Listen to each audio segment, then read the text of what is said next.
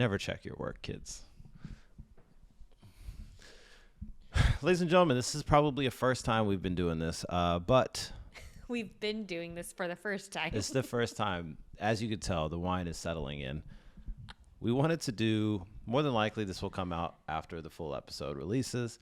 We have a little exclusive additional content, right? Call it bonus footage for my subscribers. What I would hope to do, you know, when this podcast has like 1 million followers, is people have these new, like, you subscribe and then you get like exclusive content, and then I think that's where the money's made, whether it's like Patreon, like Apple, the Spotify. Unfiltered version. Yeah. Where it's like, okay, now I'm a little tipsy. Like, let's spill the tea. It's like, hey, you can cancel me, but first you have to give me $5 a month. You know? What a genius thing. So, ladies and gentlemen, I still have Anushka Bhatia on the seat, but she is in the host chair still, and hopefully we have enough of her in the camera. I feel like I might have too much state over here, but I didn't give her a chance to really ask me any questions. We're actually taking a couple of save the date pictures later today, and I left time for a breather, and then I put on the Cowboys, and she said, hey, yeah, no, let's do something else instead. So, ladies and gentlemen, Anushka Bhatia still. Are you doing a last name change? Awkward conversation, huh? Yeah. See, we thought we were gonna get spicy with meat immediately. Woo. Hyphenated? Are you? All right. You know what I'm saying? Yeah, I am. Too? It's a Patel. Oh, like the wine?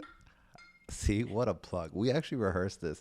It's pretty cool, right? Yeah, I love it. And I hate the last name, and now my fingers all over it feels all on brand. So now, okay, see, now we seem like alcoholics. We actually didn't finish the full bottle of what we were drinking before, but yeah, we did. Why'd you lie? It was half. What's the biggest lie you've told on your podcast? That I appreciate you guys. No, I'm just kidding. I that actually your name really has appreciate been you read my profile. I'm a very appreciative person. What's the biggest lie I've said on the podcast? There has to be one. Oh, that I'm starting a Patreon channel. Oh boy, I'd be lying immediately. like I know as soon as I turn the podcast off, I'm like, yeah, I ain't doing that anytime soon. When I was unemployed, I was like, oh, you know what, for sure, I'll do this twice a day. And then I didn't realize how much work being unemployed is. Yeah. Where you have to keep applying, you have to, you know, spruce up the resume. It's a full-time job it's to nuts. be unemployed. And then some of these, not some of these resumes, some of these applications are like 5 pages. You have to take a test before you even get a phone call. And it's like, I don't want to do this. Back to the wine. Zoom in on this. Isha's Masi and Mosa actually got this for us. There's a winery here in Napa Valley up in Northern California. And I guess Raj and Shilta Patel started a winery. And it's just simple label Patel. I really enjoy it, right? It's pretty delicious. Good. Yeah. Let's put that down softly. They got us a case of 6, and it felt so official. You know, like the wood box, and you open it up, and it's like, damn, I feel rich. You know, like when rich people like import their wine versus like going to like Whole Foods and get it. So are we going to take money on the episode that gets you rich? So I was thinking about that when I was getting ready. I was like, I need people to start signing like certain disclosures. NDAs? If they're going to be, not NDAs. Well, maybe. I don't think the NDA matters as much as far as everything you cut out. You can't tell people that they cut it out. More so like, hey, you can't, like you are signing over the rights of this footage of you to me. Therefore, I own it. I can put it on YouTube. Any commission made is owed to me. Oh, okay. Right. So up front, like let's say you're a random guest, right? I pay you whatever money, but then on the back end, if it makes $1 million, then I get to keep it all. No. That's what the contract would say. I get 30%. See, you're in real estate. You know that you can't do this. Okay, so let's start with the question. Hit me. Okay. If you could have... What? I'm sorry. Okay, if you could have any guest that, like, you know, you don't have to... It's not hard to find this guest and not hard to make it happen or be in a good scenario. Someone you know and you talk to. If you could have any guest on the show, who would it be? First, I'll start with 3 guys that come to mind. Okay. Vishva, Narain, Kelton. They're your best friends. Oh, so you're saying... Why is that hard? Just because of I don't want to do it over Zoom. And when It's those hard to be in guys, person. when those guys were in town, it's on me, right? It falls on me. But like what we were talking about in the full episode, where you need that push. I just need a little from you, and then I'll do it. But I just need a little from you. And when they were here in January for the full month, we recorded nothing at all. So those are where it's like I think we'd have a lot of fun, banter. Do you feel like it's a little bit of a burden that you put on your friends of like, hey, participate with me? Because I feel like that when I'm like, hey, dance with me. Let's make a video for Bali Flow. Yeah. Like, yes. Isn't it fun? Right before we recorded the full episode, I was going to be like, hey, if you don't want to do this, then let me know. But I was like, fuck it, don't ask that. I want you as uncomfortable as you might be right now, and we'll get through this. You know what I think helps is finding value in that person. So hopefully for me, when I'm asking other people to dance with me for Bali Flow, I'm like, you're a good dancer. Yeah. Like, dance with me. It'll be such a good video. Natasha found it strange, and then when she like finally saw the setup, she was like, oh, now I'm intrigued. Like, who does this? None of my other friends do this weird thing. Yeah. Like, look at this plant, bro. Beautiful. Shout out Isha. So those three guys, Kelton, very, very much so, because every single time him and I have gotten together, it's been always like, we're just like, Kelton's what the hell a are we funny talking guy. about? Like, Funny. I would watch that. Yeah. A lot. Well, I forgot what he might have been in town for San Diego or something. I was like, if you are in LA by any means, please. And then I thought, like, should I just bite the bullet and do like a Skype thing? No, buy him a ticket. Come out here. Nah, not at this moment. Let's wait till Isha gets employed. Now, a little bit more ambitious, right? Yeah. Friends is an easy curve. The ambitious thing, the one person I had in mind, not one person, but the BFunk squad. Yeah. The Jaya and Shivani. That would be solid. Right. And I kind of know Jaya, right? She knows my sister more so, but her and I have had an overlap in. Are you afraid of nose or what? No, it's, am I afraid of nose? Yeah. First of all, yes. But second, it was more so just like, am I at that point, right? Have I mastered this thing? Do I know where I'll have them? Is it going to be here? Enough? Is it not am I good enough? Do I have the structure in place? Whereas, if I host them, it'll be at this place. I have enough microphones. I have, snacks. Like, you have to host it almost like a film set. Yeah. And do I want to take the time out to do that? And it all comes down to laziness, right? Where it's like, I could easily figure this out. It's not hard. Yeah. You could go get a studio. You can buy an extra microphone. I have the thing here. You can have up to 5 microphones.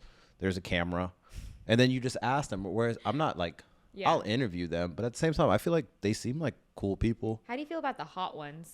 What if you gave them just a bunch of like chicken hot wings? sauces? Oh, sorry. Hot Gardein wings. Like even just like hot sauce and chips, like in levels, and ask them questions while they're suffering. Or something really sour. It works. It may be for like a certain episode or something. What do you think is a benefit from that? Of what, hot ones? Like, what is the entertainment aspect of it?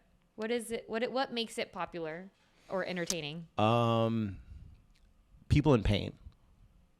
People in pain. No one likes the episodes where they're eating the hot wings and then it's like easy. People like seeing people like, oh suffer. Shit, I might shit myself. Like, oh my gosh, my mouth's on fire. I gotta take this jacket. People love that shit. It's weird, right? People in pain. What do you think makes you entertaining? Just talking. You think you just talk and it's entertaining? Nah, I feel like it feels like I'm talking to you or with you, and I'm in the car like. We're just having a conversation, right? Engaging. I'm not talking like I know everything. My biggest thing is when I talk, I want to come off as I don't know shit. And I'll say it loud, right? That I hate interacting with people that they never ask you a question.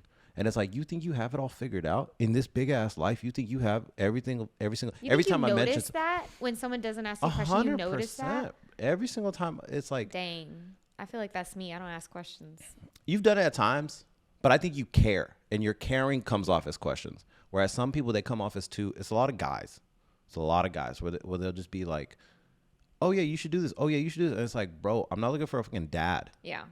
We're just out here. Interesting to me is when Natasha said this earlier when she read our Insights Discovery, and she was like, you come off as cold or mean. Like, we both have this in our profile where we are too direct and whatever. But I think for me personally, it's more of like, I'm not mirroring you, and that comes off as mean or like not engaging or not caring, I guess. Do you feel like you mirror the person sitting across from you, or do you try to change, like, or you try to influence how they behave? I think I try to bring them to my chord where I'm being a bit more rambunctious, dumb. I like to be dumb, but let people know that I do care. One, I care, and two, I find myself smart. I think I'm smart, right? Maybe I'm not. But just being silly, because you spend the majority of your day trying to be smart, trying to be professional, trying to do all this stuff. And now we go to dinner afterwards and you want to use a fork and knife and talk to me like I'm your coworker.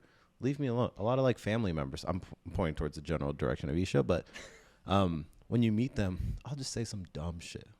Like, I never. Is it I never positively taken or sometimes negatively? And you're like, I struck a wrong I don't worry chord. about it. I don't worry about it. As long as like there's no negative review that comes back, right? I don't want anyone to be uncomfortable. But if they're like, oh, he was a bit much, then it's like, okay, like I can. How much effort do you put in to be politically correct in this situation, in you and Isha, in you and Isha's family, in your friends, depending on the friend group? I think as I've tried more, it's been easier to do. It's been hard before. So, yeah, I mean, like phasing out the N-word out of the vocabulary, and then it's like, can't say this anymore. Whether you agree with the whole stance or not, whatever. People are going to have their way. Whether you're certain political views. And I've just tried to stay away from it because all of these like conversations, these conflicts, and it's like people are literally trying to convince me that they haven't figured out. And it's like, you think you know what's happening up there? Like in this political system, they run you. The fact that you think this lets me know that it's working on you. But real quick before we keep going, BFunk, if you're seeing this, would love to have you on the podcast. I'll come to a workshop. I'm pretty good. I'm decent. I mean, I don't know if my memorization still. I might be out of breath, but I'm decent. So please comment or like, I don't know, something at the Ajay Patel Show, at Ajay Patel Show. You like how my I was going, oh yeah, sorry. Back to you. Any other question? So we talk about you being politically correct. What do you think? What do you consider power? What is power? No one, man. What do you mean power? Like you say when the political figures of life, they have power over you. Yeah.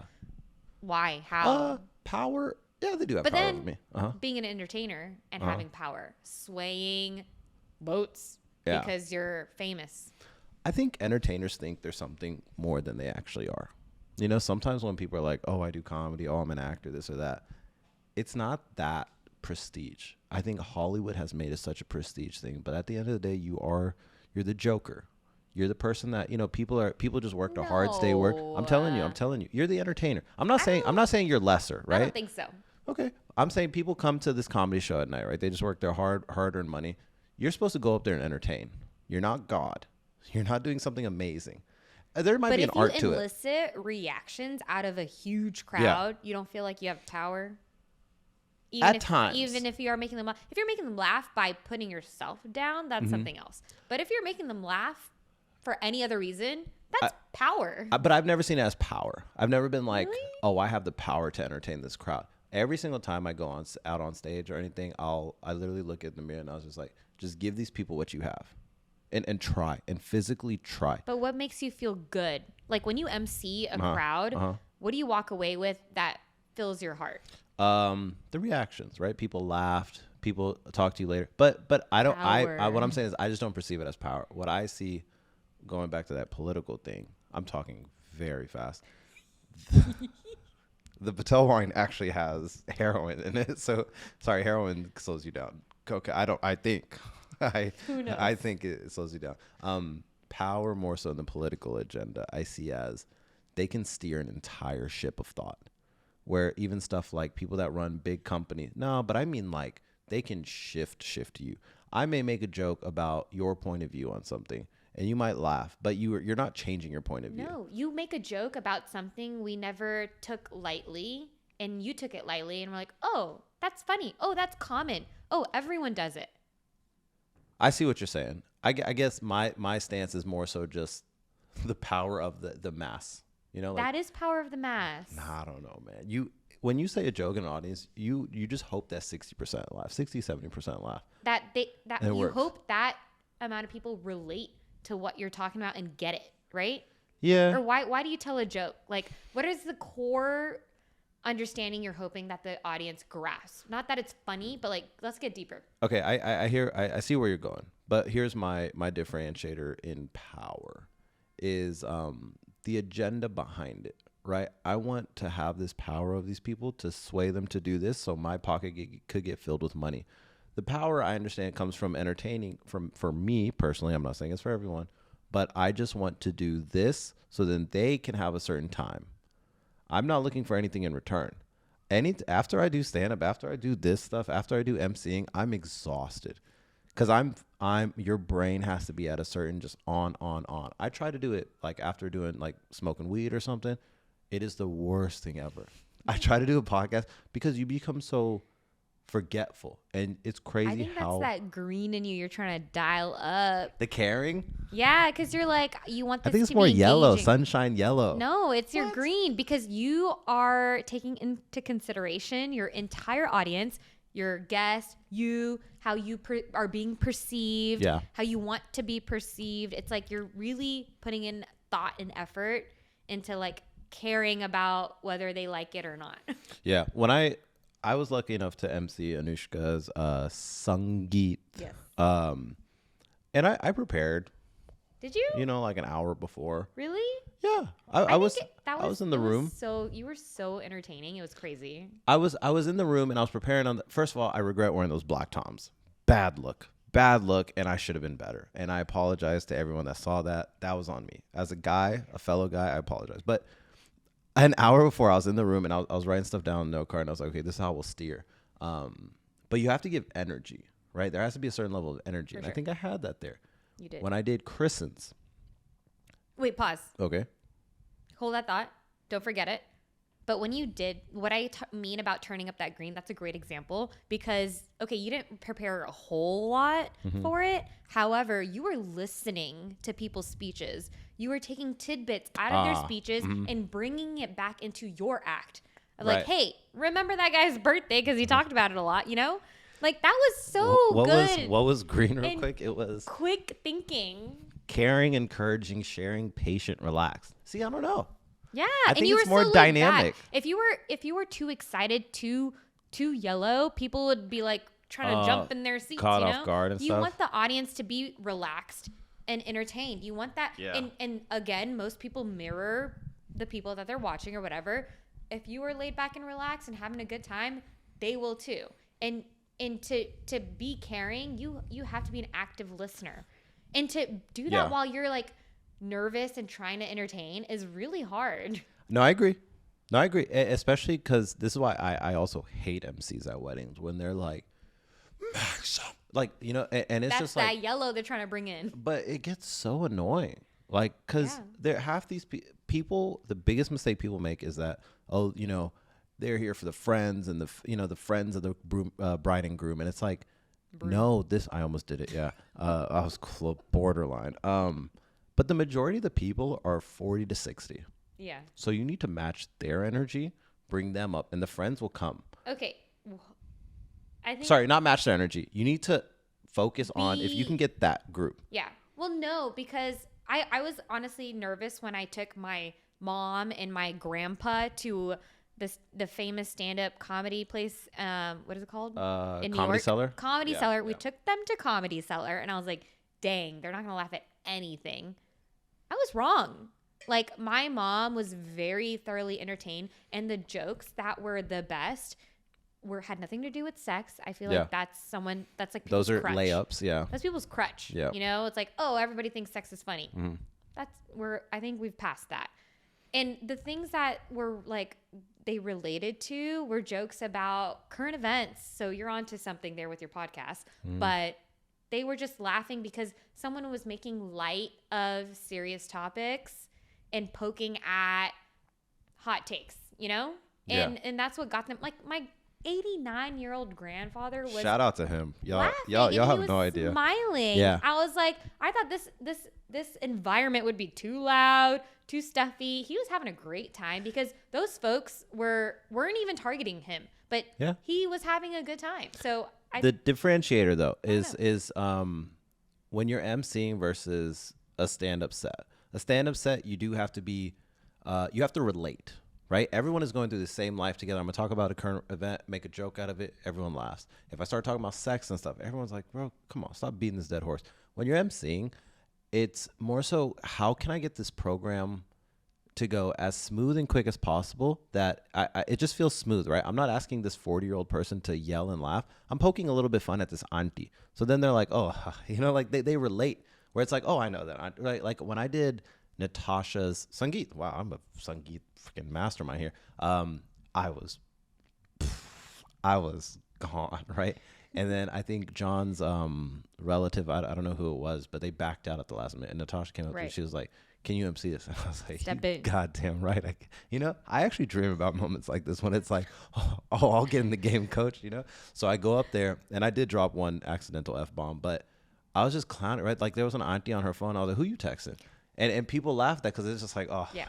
But again, it's a shared journey. It's a shared experience. But you have to share it versus being like, scream. And it's like, it's like you can only bring so much energy. You got to read the room. Bring it back. And I know a couple MCs like that. But that's why, but when young people see that, sometimes they're like, wow, he has so much energy. And it's like, but did it translate? Did the majority of people here actually enjoy this?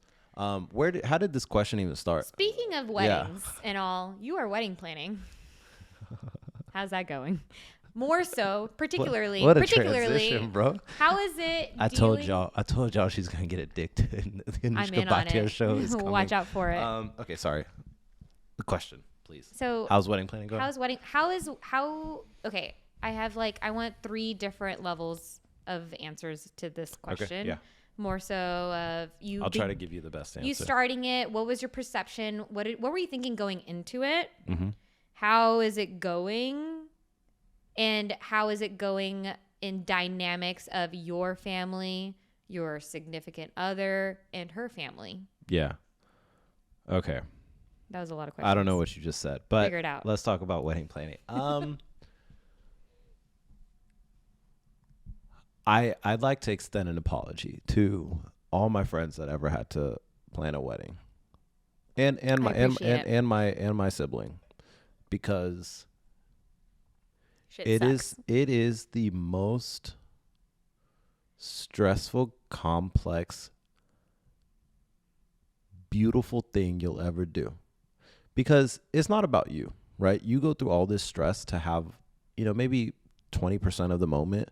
But the majority of that effort comes to life through the audience, right? They get to see all these loved ones and stuff again. They get to just show up. They get to eat. They get to dine. There's only a few moments they have left in life that is like this, right? Where when you go into a room and people say, oh, when are you getting married? When are you getting married? They don't give a fuck when you're actually getting married. They want to have fun. They want to see all their friends because they don't want to take a trip to India. They don't want to take a trip over here. They want everyone to come here and have a moment. Forced togetherness.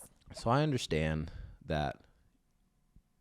For South Asians, where it's like, this is worth it, quote unquote. But I think as a society, as a generations, and just like you said, like the dick measuring contest, where it has gotten out of hand, where people were spending so much more. Yesterday, Texas OU, shout out Hook 'em Horns. How is it going for me? I'm not good with a lot on my plate that I'm not keeping a close eye on. And I'm not keeping a close eye on certain aspects, and that's on me. But when I don't keep an eye on it for one day and things change, things shift, and I'm like, I get this feeling. Are you a micromanager? Maybe. Yeah, I am. Yeah, I like to keep control of things. I like to keep control of everything, where I know exactly what's going on, this and that. But, and I'll have to work on that, right? But it's so complex, and as a procrastinator, you can't take a breath. You have to stay on top of it every day. You have to put in 2 hours. It's as if you were like about to run a marathon, or you're training for, let's say, some type of feat where you have to train. You're tired? I don't give a fuck. Train. It does not matter how you feel. Nah, the for what we just talked about. The for what is there, but but that's what I'm saying. It's hand in hand. It's like we've made this equation so complex. You don't have to. You don't have to. You can get married in my parents' backyard, but people have preferences. Why are you still doing it?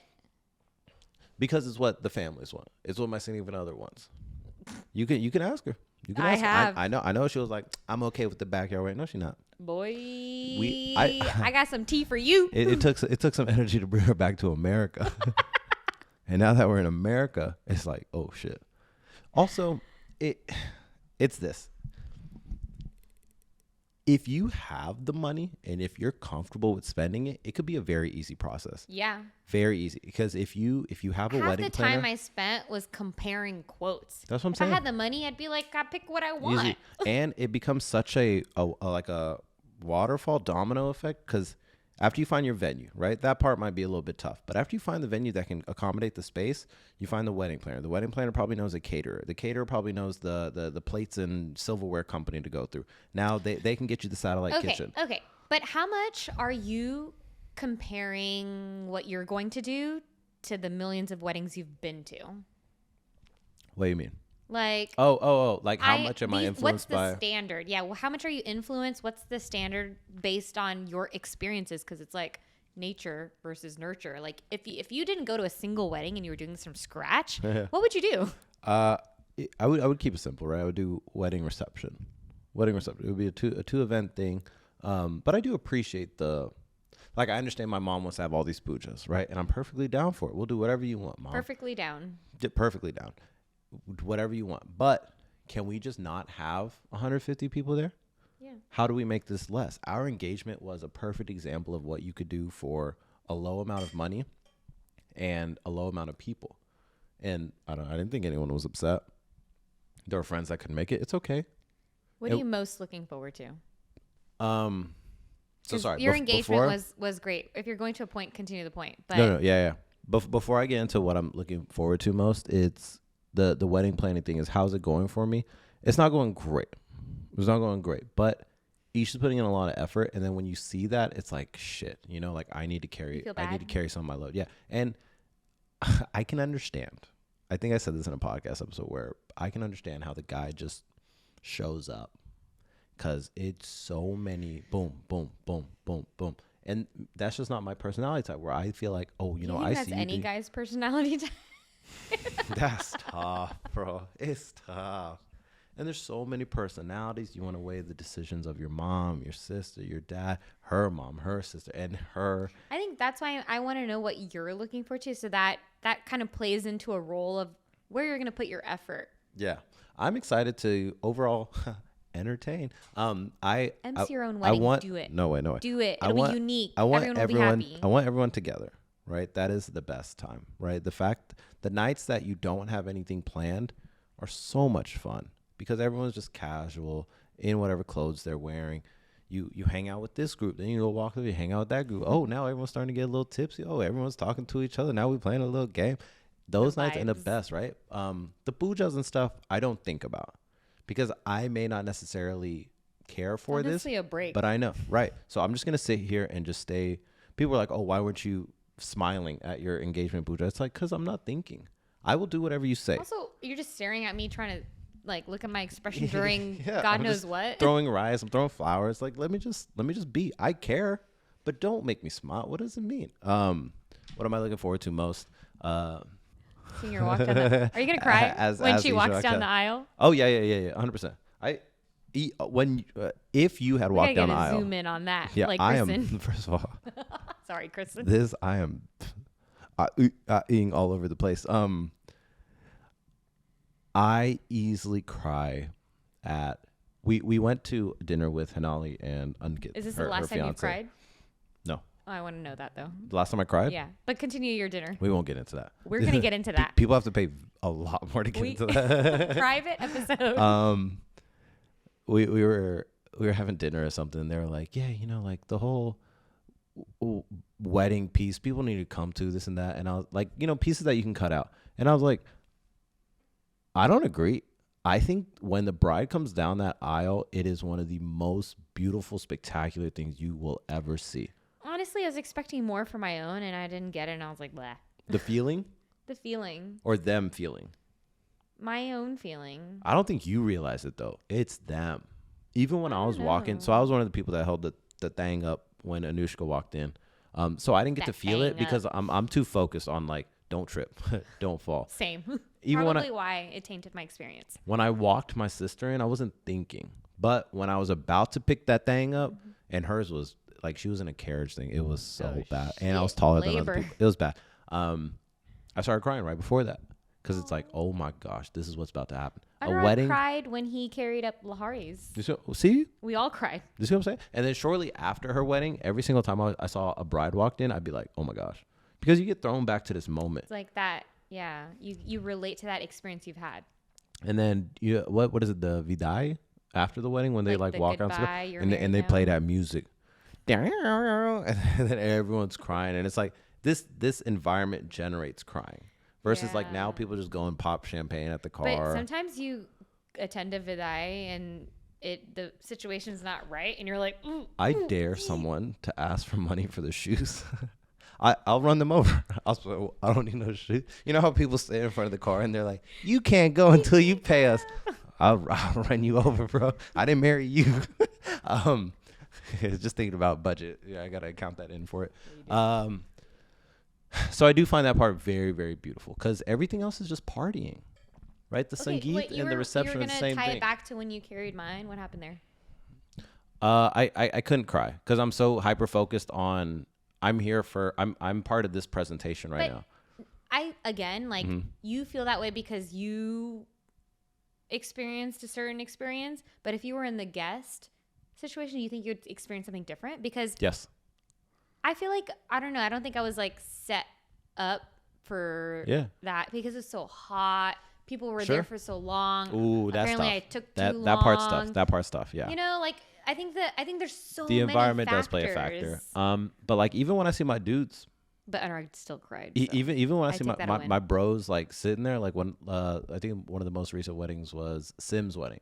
When he was sitting there and Uma was sitting next to him, I was like, damn, bro, how fucking wild. And what a perfect wedding where we were just in this temple. Mandir. And we were just sitting there, so simple, no decorations. And I was just like, this is so beautiful. Perfect, you know? Yeah. Will I be able to do that? Hopefully. I don't know. I know. It's like you can't really bet money on an environment. But pivoting from this wedding talk. No, sorry, real quick. But if you had walked in and I was in the audience, I do think I would have been emotional. Cry? I don't know. But emotional, yes. Because you think about, this person was my... Yes, I agree. Let's take the environmental factor out of it. But I think I would have been like, damn. You know, like I used to get Texas teas with this girl on Thursday nights or like whatever, dollar beer Tuesdays. And she's getting married. Next thing she having kids. Next thing those kids are going to grow up. Next thing she's going to this and that. Like, go to Ajay uncle. Look, I'm like pointing this fucking wine glass. Jesus, bro. Okay, sorry. What were you saying? Pivoting off of? Yeah. Pivoting off of so how wedding planning is going is let's get off of wedding planning. Overall, if you guys are about to do this, it is quite literally like training. You have to put in a couple of hours a day to actually stay on top of this. I don't think there's like a set time where people have to do, you know, like, oh, I got married a year after my engagement. I'm massively nervous of you pouring this wine right now. But you have to stay on top of it. Did it spill? No, it was inside. Okay, you're good. Okay, pivoting. Spicy question. We already heard it. I want the answer. When's the last time you cried? Oh, when was the last time I cried?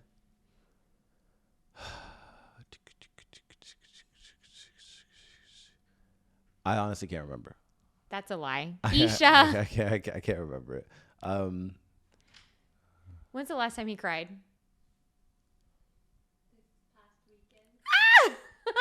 Called out. This past weekend. You were with me this past weekend. What are you talking about? What do you mean? Oh, I know. Sorry. Okay. Oh, I was stressed. So what happened was I've been crying a lot from frustration. Zoom the camera in on me. That's the red. I love the red on a bad day. I love having people think that I have some like editor. It's just me. It's just me editing this shit. Videographer here. I've been breaking a lot. Even when the unemployment thing happened, I think I talked about it on a previous podcast which was a solid episode, by the way, because we got to navigating unemployment. Tap into Ajay Patel's strong heart. Strong but soft. Strong heart. Strong. Shakti heart. where it's like, oh my gosh, there's so many, like, I don't want to. Life shouldn't have to deal with this big ass thing, especially when that big ass thing isn't leading to something I want. You know, like if let's say I go full time stand up career and then I'm dealing with this big thing. It's like, okay, you know what? I know this is frustrating. I know this sucks, but this is something I want on the other side. Whether you're training, you know, and you're miserable and you know something's on the other side. Where the wedding stuff sometimes is just so many people's opinions and thoughts and people not talking. Do you want to? We can do that. What? Yo. So I've not like, you know, like, rah, but it'll be like, it'll like a sprinkler. It like gushes. Not a waterfall. It just gushes, sits there, and then I blink and then it falls down. That's how I cry. Sorry, painful. Carry on. Yeah. Let's get off of wedding. Let's get off of wedding talk. That wasn't wedding talk. That was you crying. And I tied it back to wedding talk. My bad. It's okay. Yeah. It is hard to navigate through those tough times. And I think, like, do you feel like as an adult, the things that frustrate you, make you cry, are different from when you were like in your 20s and just being a college kid or recent grad, and the things that made you cry then are different? I've cried so much more in the last 3 years than I have in my early 20s. Oof. Yeah. It's just because... What is that? Like, why? What does that say? You've gone higher up the hill. And you're like, I am so scared of falling. And if I fall all the way down... You know, that's what scares me about having kids, because I'm like, what am I going to do if my significant other or my dog dies? Like, I will die. Yeah. Like, and then if I add more things that I care about, like, I got to stop that. But then what? You just live in fear your whole life? You see what I'm saying? That, like, this is part of it, is that every single thing you take on, you're supposed to take on with a certain amount of uncertainty. When people say, oh, I'm waiting just to have kids, I want the worst thing could happen. I want everything to be perfect before I have kids. That doesn't exist. That well, truly for me, doesn't it's exist. more of like, I want to live my full life before I have kids. Sure, I wasn't coming at you. I wasn't coming at you for that. But when I hear people say like, oh, like, we're not ready to have kids, I was like, bro, half the people that have kids, they weren't ready. Nobody's ready. But you slowly... You say you're ready, you still not ready. There's, for people that watch Industry, there's the first episode where like... I love Industry. You watch did you watch the latest season? Yeah. Wait, did I finish it? I don't remember. Season 3. Rob or whatever, he's like having an emotional breakdown, and the Asian character, what's his name? I don't remember. He takes him to the back. The boss? And he was like, you are a man and you are relentless. You are Scream it. I am I remember that. And so I was texting Sean this, where I was like, where we just been doing this back and forth, where it's like, that really I think is the whole show's on cocaine. That really is where you're just like, there's and I'm speaking just from my perspective, where you will have so much shit on your plate, but it doesn't matter. You go out there and you fight that battle, right? People used to literally be on horses charging at each other with fucking spears, and you need to go do your taxes. Bro, this is such a different, like, we're dealing with such different problems. I understand, right? Very hard stuff where people are dealing with maybe like life and death. That's tough. But when you look at the grand scheme of your problems and you're like, oh, I just need to start giving effort. I didn't get that job. Okay. There's a simple solution to this. Therapy. If you want to, but if you feel like they may not be for you, then what? Then do something. You have to do something. Go to the gym. Go for a walk. Do something. And I'm not perfect. I'm not perfect, bro. There have been days I've sat here. Name someone who's perfect. Not Will Smith. It's tough. And people do perceive people as perfect, and that's where you can get very scary, because it's like that's when social media comes because you don't into see play. Their life. So something I've been thinking about a lot. I'm not someone who's on social media. Like, I don't even listen to podcasts. Like, I listen to only Ajay's podcast. I appreciate that. But again, that's like pushing me out of my comfort zone. But I often think about the benefits social media brings, and it's like, if we didn't have it, I think the benefits that it does bring would come out in other avenues of life. So that's my hot take on social media. What is yours? A hot take on social media? Well, not a hot take. I just want to know your opinion, thoughts. If you're below the age of 15, you shouldn't have social media. 15. You think that's going to change in 2 years? Arbitrary. Basically, when your mind is developing. When you were 15, did you not have AIM? That's different. AIM, we chatted with bots back then. MySpace. I had a thing called Bebo, right? But it was such a short. What was it? Formspring? I didn't have that, but I know what you're talking about. It was such a short thing, right? Where My journey on this can last maybe an hour, 2 hours. And I don't become envious of what these other people have. Oh, I could actually look like this. I could do this. I never thought that. This was always I'm going to go right on this girl's wall. I'm going to send her, my top 8. It was a way to slide in the DM. I might make my profile song. Like, Let me get a hot listen to picture those for things, my right? DP. Versus, on Instagram, I got to make sure my ass looks fat. I got to make sure, I look swole. Make sure this, like, there's so many Where did that come from? How did that start? Mass, Why do you have it? Mass. You see other things. You become envious. Even when I'm sometimes scrolling and stuff and I see, like, let's say other brown comedians killing it. And I'm just like, fuck. And it's like, fuck, don't fall into this. Bit. Don't fall into this, because just do what you do. Appreciate what you see, right? Like, growing up, I saw Russell Peters. I was never like, man, he's doing so much better than me. But there's been times where I'll go through Instagram, I'm like, fuck, I could be doing better than him. And then what? But that's perception. That person probably is depressed as fuck. And then what? But thank God I'm seeing that at this age. Imagine if I'm seeing that at 13. Where you've developed a brain. A grown up. A developed. Whereas that's not developing your brain, because that's scary. It can absolutely destroy you. Like a girl or even a young boy seeing all these, stars having millions of followers. Yeah. The Netflix show we just watched, where that girl, she's so envious of this girl that when she posts a picture, she gets 10,000 likes. Yeah. All these guys calling What was the name of that show? It's What's Inside. It's What's Inside. Really Perfect good movie. example of this. And that's why I frown on social media. I like the mass amount of knowledge it provides, right? Like, how TikTok's become like this. Yeah. Oh, this is how I make banana bread. This is how I do this. Like, where should I go? Like, give me an itinerary. Sure. But that's the nice side. So how do you feel about other countries banning it? Do it. Yes. Just do it. Yes. We take things so seriously. We lived without it. Where is our self-control? We're not banning the internet. I'm not saying like, hey, you will never see anything going on in the world. Why ban something? Just have some self-control. Because you can't trust people. Yeah. I mean, people the kids are the worst. part is hard because like you are in a sensitive mind state. Very. A very interesting that I appreciate about the new company that I work at, and I'll just say it on here. I work at the Lego Group. You got to pay extra for that. They don't track any type of kids activity. And you know why? Because it's a European company. Building butts out of Legos. Nah, but it's like I could market to you based on your journey. I saw that you saw that Star Wars set. I'm gonna send you all these emails. Boom. And what it's addictive. harm does that do?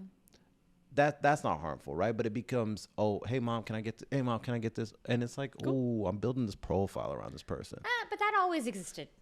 But that's marketing. That always existed. Marketing. I feel like that's safe. I'm more so of the thing of you keep seeing people better than you, people look better, having more right? fun, yeah, more followers, looking better, dancing better, acting better, being funnier. If we could have a track, like a graph of like the amount of anxiety and depression compared to like how mass media, social media has gone, it has to be. Suicide, not to get dark, but suicide rates, like, that's wild. It's scary, and it's like, what are we going to do as a society? What are we going to do as parents, future parents? Yeah. When I didn't have a job, I didn't think about it, but I thought about thinking about it. And I was like, I understand. I understand how people can get to a certain point. If you haven't thought about thinking about it, like, come on. Yo, stop laughing. We've all thought about thinking about it. Also from the other perspective of just trying to understand, but I think we need to move away from this topic, to be honest. It's okay. We won't get canceled. But it's the truth of the matter. Half my friends, I know, like, maybe they haven't thought about thinking about it, but it's just a matter of like, you reach a certain point where you're like, what are my options? Where do I go from here? And you don't know. Bottom. And you also don't want to be the person that crawls to your mom and dad and be like, hey, what do I do? But also, do you even have mom and dads to crawl to? Like, are they in a position to let you crawl to them? I will say personally, right? Anytime that I have, it has been beneficial. But it takes me swallowing that pride and just being Which in the grand scheme of things is nothing, because there are people who don't even have pills to swallow. Exactly. Oh, you mean like they can't even go to their parents? Exactly. Yeah. It's tough. It's very tough. And I know my blessings, privileged out here. 100%. I know that even though I may not be the most privileged, I'm a certain level of There is privilege. a certain level of privilege, I have a sister, I have a grandma, this and which that. is a minority. Your Yeah. privilege is a minority in the grand scheme of the whole world, Mm-hmm. as we talked about. My problems could be less, but my problems could be more. And I'm okay with the problems that I have right now. Unemployment, Even though being broke. you got beat down this year, you got beat down. What a time. That's when you thought about it, huh? I didn't think about it. Remember, I thought about thinking about it. Thought about I thinking was about like, it. I can see how people do this. I didn't, But it was write when it. you got beat down. I didn't write a note. All right. I actually put a harness on before.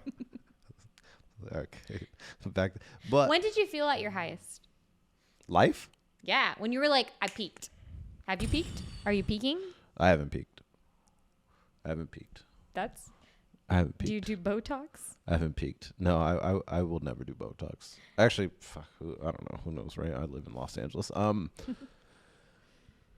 haven't peaked because I haven't given the amount of effort required to create my imaginations. I love that.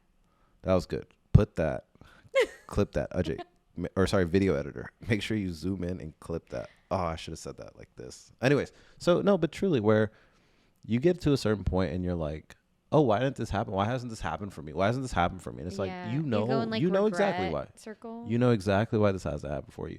Oh, you wanted to be a bigger stand-up comedian, but you don't do enough. You wanted to be in Stop better shape, complaining. but Fucking you do don't it. do enough. You want the podcast to do better, but you don't do it enough. You want your career to take off, you don't do enough.